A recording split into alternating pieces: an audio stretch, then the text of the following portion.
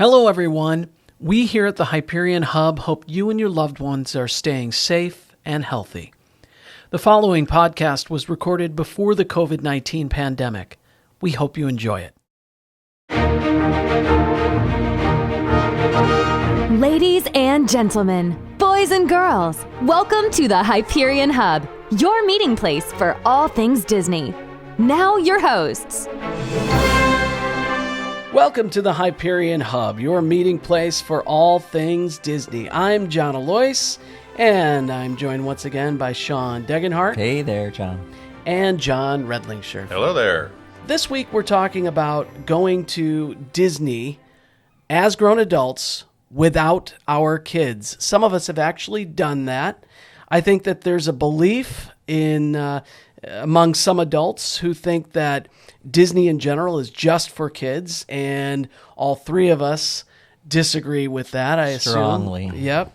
I started going to Disney with my wife before we had kids. And Sean, you just recently went to Walt Disney World. Right, our first no kids trip. And how many kids do you have? 4. And just you and your wife It went. was amazing. Yeah, how old are your kids? 15, 12, 6, and 3, all girls. Tell us about that. What was it like?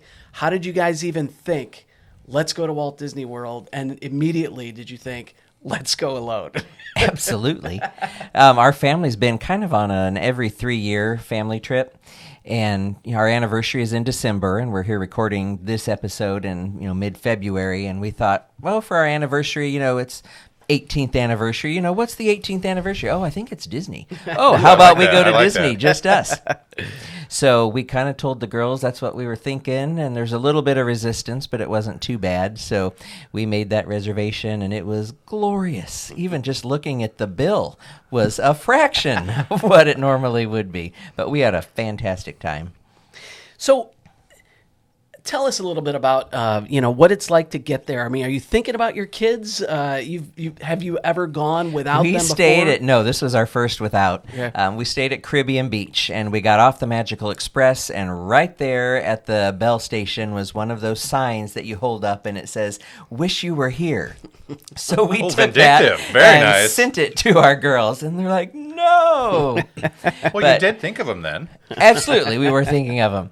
But it took us a while to get used to it because, with 4 girls, we usually go with my parents when we go on a trip. So it's a 1-to-1 ratio, which is fantastic. But you're still thinking, where's the stroller now that I got off, of this attraction? And where did they move it to? And what color was the handkerchief that we tied around the handle? And who needs to go to the bathroom? And all of those things that we just didn't have to worry about. It was kind of fun watching the meltdowns, because you could see, that family just got here, or this dad is about to dump his kids, in the Seven Seas Lagoon because they've been here 6 days and they definitely need a break from the parks. And so it was fun seeing it, but not having to experience it firsthand. So we got to stay out as late as we want. We did a lot of the after hours events and didn't have to worry about nap times, and it was wonderful. So what specific after hours events? We did an Animal Kingdom after hours when we first got there, so we were able to get Flight of Passage and all that stuff that we had not been able to do on our last trip. And then we did a Magic Kingdom after hours, which was just awesome. Yeah. Did you eat anywhere special that you would not have gone to maybe if your kids were with you? We ate at Narcoossee's, which is probably the fanciest Sure. place that we ate. But again, just nice because it's just the two of us. It's like we were dating again. Did you have something to talk about? That's the one thing as a father of 4 myself.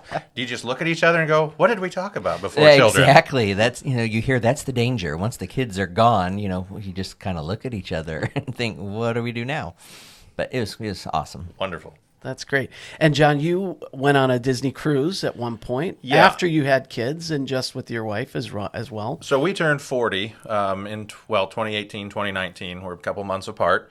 I won't say who's older. And the goal was to have, in my wife's eyes, a matching shirt day of birthday girl, birthday boy, all culminating in a trip out of Galveston. You'll know that the cruise line isn't all just out of Port Canaveral. I mean, they sail all over the world. And so we found a trip out of Galveston on the Wonder, and we went alone. And we watched the meltdowns, and we watched the pool that was full of the children that had to be closed down because of the various emanations that happened and because of sanitary conditions.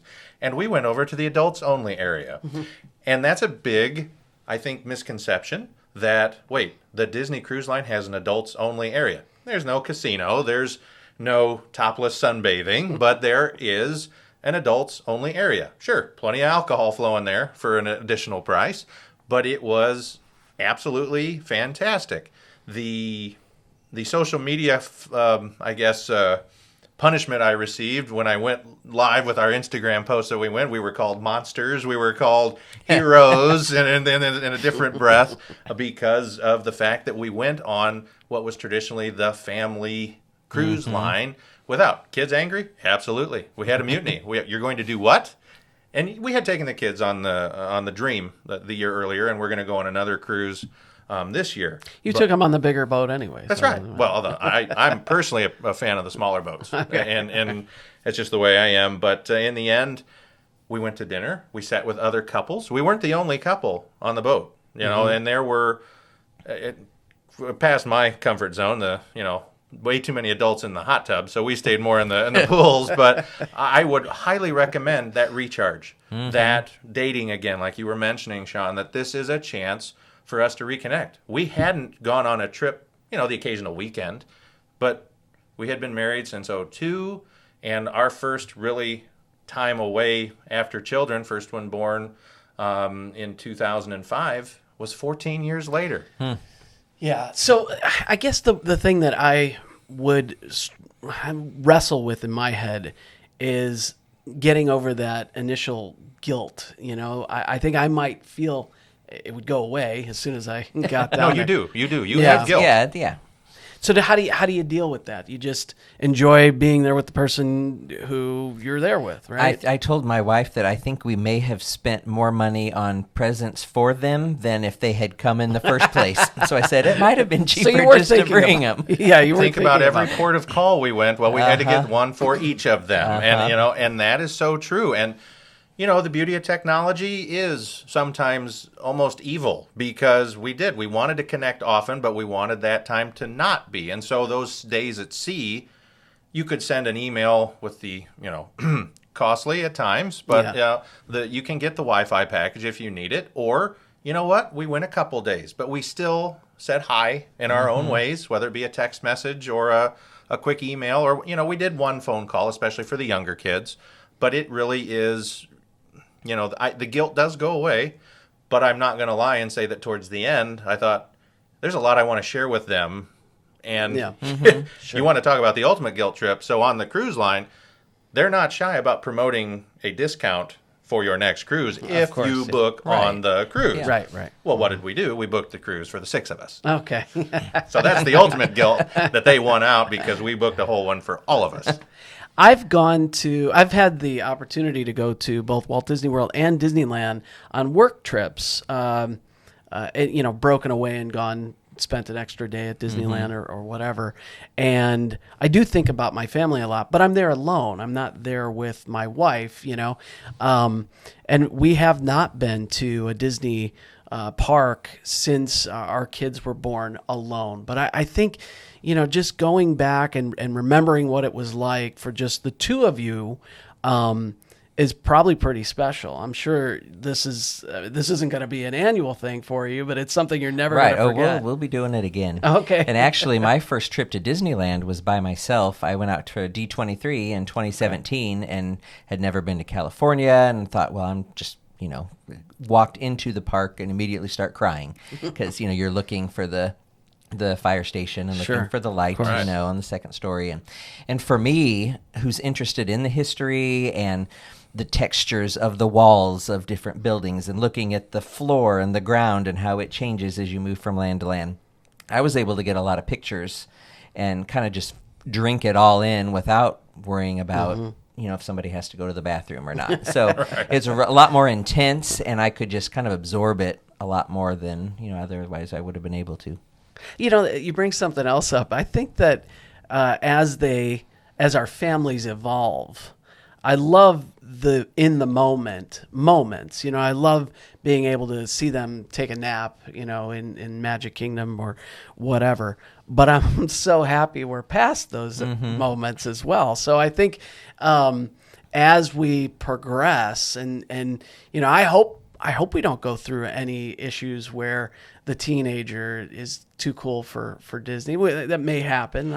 I can't see that happening in my family, but it could happen. It could happen, and I think the beauty of, at least in Florida, the fact that there are places within the confines for everyone. Mm-hmm. There are times where I fully envision, I have 2 daughters and 2 sons. Our 2 oldest children are our daughters. I could see a point where the 2 of them want to go do something together, and the point of getting to go do something together in and of itself is the joy that they will have. I don't think, the magic of certain things as a child versus a teenager versus a 20-something, well, there's a reason we all go back, and we all went back alone, because there's still something that the parks or the Disney brand offers us. It's always a possibility. I don't blame you for saying that, but maybe that's on us to instill that in them. And our oldest is a freshman in high school now, and their band's going to Disneyland their junior year over Thanksgiving. Wow. So now we're talking, okay, which one of us gets to go? Can we be away from our rest of our family over Thanksgiving? How is that going to work? But excited for her that, to spend time with her friends and just explore the park like I did when I was in high school and had my first trip. So as planners, who love to go to Walt Disney World, what was it like planning for this trip? Because in my head, whenever I'm planning out a trip for wherever, we went to Washington, D.C. last year, I'm taking into consideration my 11-year-old, my 14-year-old, my wife, and myself, and factoring all that in. But you're just thinking about you and your wife on this trip. Was it very different? Was it kind of freeing in a way, or? It was. I'm a planner. I've got my Excel spreadsheet, and I'm color-coded by day and what times we want to eat where and all those kind of things. But this trip was a little more last minute than most, so we only had a couple months from time we booked it till the time we went. So we were already past some of those windows. So we weren't as concerned about whether we would get a fast pass for this or not, because we knew we could get there earlier or stay later if we wanted to, right. And had multiple days. So it was a little more freeing. It wasn't as planned as I normally do, which was kind of fun, just to have some time, not rushing. We have to get to this, and then we have to get to that. And so it was different, but it was fun. Well, and the cruise line is a little bit different, other than the excursions and maybe a couple of the cast member / character things you can maybe need to plan for, especially with children and childcare. You're just at the mercy of where the boat's going and what restaurant you're assigned that night. And there's actually, yes, in the hypersensitive planner world that we all apparently reside in, that was a neat aspect. We really, the cruise it's done for you, right? And okay, well, do you want to go sit on this deck? Do you want to go sit on that deck? Yeah. And then that was it. They really excel in almost making you relax. They force it. Yeah, it's much more of a vacation, or a traditional vacation, I should say, where you're right. Kind of recharging the batteries. And we've not done a cruise, so we've got friends that have, and you guys have, and so it's very tempting. We were on the Wonder for the first trip for part of the Land and Sea. That was our honeymoon, and then we went a couple years ago and with the kids on the newer ships, and it is amazing. I highly recommend it if you have the opportunity. It's really, really a cool experience. But there's a point where you just kind of have to succumb to the fact that you cannot plan out every second of the entire trip. So that might be a little difficult for someone who has their spreadsheets out. But it's really, really a cool experience. One other aspect that was great is we were able to do some things that we can't do when we have kids.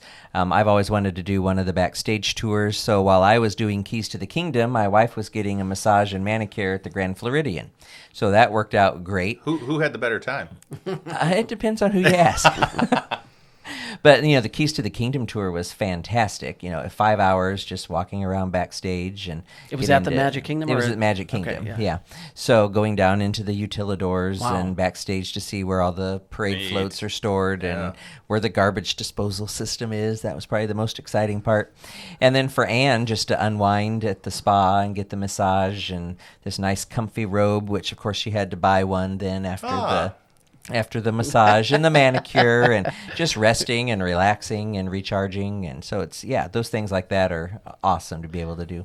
So you were talking earlier about your tour host. Were you able to learn some things? I mean, you got to see things for the first time, but did you learn anything new as a Disney? There were a few enthusiast? things that, I was the first to answer some of the questions and then slowly backed away from that because I was getting the dirty looks of like, why are you even here? But just, it was neat hearing his perspective as a cast member that had worked his way up to becoming a tour guide. Hearing some of the history from their perspective and, how the company is sharing its history and, continuing to show the importance of it. And it was a really That's neat cool. experience. That's cool. Any resorts involved? Did they talk about Imagineering and all, or of the other resorts? No, it just Okay. pretty much stuck with Magic Kingdom. That's great. I think that you bring up Keys of the Kingdom, and maybe your older daughter, maybe She would definitely have enjoy loved it, it, yeah. yeah. Is there an age? I mean, I assume there's a minimum age that you have to. I think it's like 15 or 16, Okay. or Oh, is it? somewhere in there, Okay. yeah. And it's probably just knowing your children, what they would Yeah. be interested in and what they wouldn't. But the fact that you were able to break away and do that, on your own. So that you went to Walt Disney World and you even took a break from each other Right. in Walt Disney World, but you got to both do things that you wanted to do. And, you weren't kind of tied down to someone else's plans for the day, right? That's another thing to think about when you're Absolutely. considering going on a trip. And you can do that even on a confined space such as a ship. You mentioned the spa at the Grand Floridian. There's one on the boat, and you can go get a haircut, or you can go sit on the stone chairs that heat, and you can go into the rain or the misting shower or whatever you're fancy, or you can go work out. A lot of people don't even realize, which you certainly do after about the third day of all the gorging yourself on the meals, need to realize there is a gym. And it's cool too. I mean, It's up front. You can see the water. You're right over the water. I rode the bike, the stationary bike, a couple mornings, doing that, and that's just Felt guilty from the meal the night before. probably not just the night before. Well, I understand. It's the whole experience, yes. When we went on the cruise, we were in that mode of still, pretty young. I mean, we had just gotten married, and we were staying up very late and sleeping in very late, and we got massages, and we did a few things where we didn't even see kids most of the time. Some people think that a Disney cruise is just loaded with kids just kind of running around, Right. with no supervision, and that's just not the case. If you don't want to see a bunch of families, you really don't have to. I highly recommend the first time you get on the boat is go take the tour. Sometimes there's the official one that the cruise line cast members will take you on, or just go wander. I mean, so many people get on the boat and go right to the buffet. Different names at certain boats, but that's okay. You get familiar so quickly, and you're right. There's an adults area that, assuming the parents are doing their jobs, you're not going to see little ones. And Right. I'm not saying that's bad. Of course, children have every right to enjoy their time on the ship too. But if you went to the adults-only coffee shop, or stayed in the pool area, or the separate small bar, or did things late at night, you just simply didn't see children, and they weren't running up and down the hallways all the time, as can be prone at your local hotel for a soccer or a softball tournament. But you're absolutely right. And I tell you what, the gym was that key place too, where, you'd see the cast members at their own pool down below, which was kind of awkward, but they're allowed to have fun on their time off too. Or the running path. I mean, people forget that there's a place to run around on deck 4 or deck 5, depending on what boat you're on. And really, there aren't a lot of kids except for the shuffleboard players that have too long a stick, so you got to look out for them. So you didn't go to Castaway Cay on your cruise, correct? We went to Castaway Cay with the kids. With the kids. But on this one, no. But even at Castaway Cay, there are locations that are just for adults. Yes, and I can't remember the name of it. But that's fine. I mean, we did that on our honeymoon as well, you know. So, and I think less than a year and a half, maybe less than a year later, my wife was pregnant. So that was the only time that we went on a cruise without kids, or the last time we did a Disney trip without kids. And it was great. I mean, it really was fun, and I love going with my family, but it must be extra special to just go and kind of recharge. Of course, all the jokes on Facebook were, another little Dagenhart in about 9 months. And we're like, no. I didn't make that joke. But anyway, so yeah, I'm glad you guys had a great time. Anything else that happened on the trip that... Got to meet Lee Cockrell. Oh, yeah. Love Lee's podcast. Wow. He's former head of Walt Disney World, and we're having him up in Peoria for a leadership conference later in 2020. So it was neat to connect with him and Peoria, Illinois. yeah, talk a little bit about the conference and his books and podcasts. And so that was exciting. I love his podcasts. I love listening to him. I think he's very honest and open, and that's kind of what he preaches. I got to meet him at the Indie Diz Meet last year, and great guy, signed the book for me, and yeah, he's a lot of fun. He's extremely schedule and detail oriented. Very much so. That's what his time management. Yeah. So, and that's why he's so successful. You have to be. You can only imagine what his days would have been like. Exactly. He's got a great story too, and I'm glad that we'll get to hear from him coming up soon as well. So, well, thanks, guys. I think there's a lot of great tips in here. Thanks for sharing your stories about going to Walt Disney World on your recent trip. We'd love to hear from you if you have any thoughts about what we talked about here. Until then, we'll meet you next time. We're glad you could join us. We'd love to hear from you. You can email or send us a recorded audio message at podcast@thehyperionhub.com. Find us on social media on Facebook, Instagram, and Twitter. The Hyperion Hub is not affiliated with the Walt Disney Company or its subsidiaries. We'll meet you next time at the Hyperion Hub. It's Serenity Bay, by the way. I thought of Serenity it. Yeah, dang it. That's fine. Yeah. Serenity Bay. All right.